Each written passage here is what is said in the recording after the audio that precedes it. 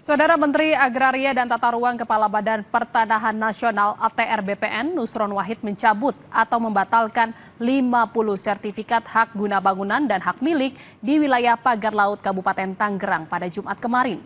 Pencabutan dilakukan karena lokasinya masuk dalam kategori tanah musnah. Tadi di sono saya berdebat sama Pak Lurah.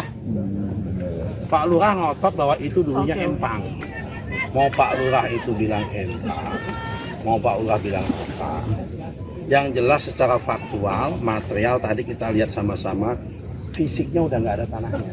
Kalau yang di sono tadi, karena udah nggak ada fisiknya, maka itu masuk kategori tanah musnah. Nah, kalau masuk kategori tanah musnah, otomatis hak apapun di situ hilang. Hak milik juga hilang, hak guna bangunan juga hilang. Untuk yang hari ini, Pak, Hari ini aku belum tahu ada berapa itu. Yang jelas hari ini adalah kalau sekitar 50-an ada kali.